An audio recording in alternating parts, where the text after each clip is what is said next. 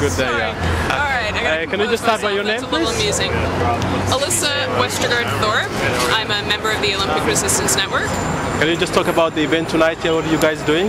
Well, tonight is a torch march, which we know the Olympics are fond of, and since so much about the Olympics is about cleansing their public image, making the city appropriate for corporate interests and tourists to come to town, we want to be able to use that idea of a torch march to bring out the other issues that are being neglected in the Olympics.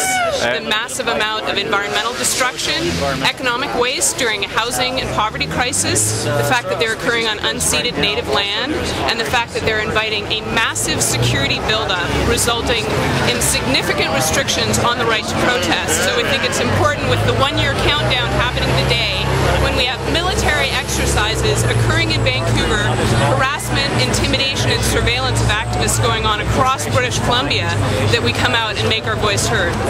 Just talk about, you said this harassment and people are being, can you just talk about that a bit? There is a security body, it's called the Vancouver 2010 Integrated Security Unit, which includes members of CSIS, RCMP, and the VPD, the Vancouver Police Department, that have already been going around British Columbia and trying to intimidate activists, visiting people in their homes. We were recently at City Hall.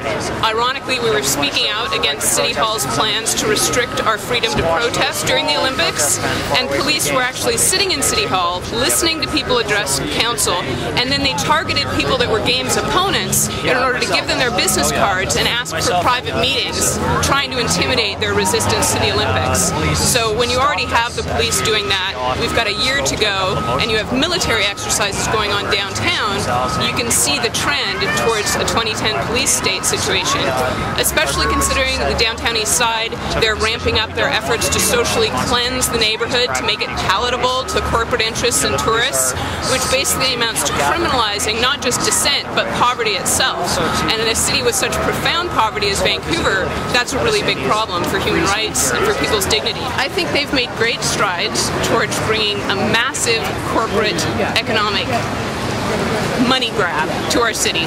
And additionally, when you're talking about these security infrastructure issues, they often become permanent. City Hall's restrictions on the right to protest, the right to hold signs and give out leaflets are described as a pattern for future special events.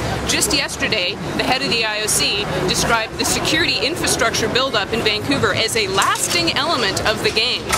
So they're willing to admit that they're enhancing their own powers at the expense of our right to dissent, and they're trying to make it permanent so that when future events come to town, we'll already have those rights removed.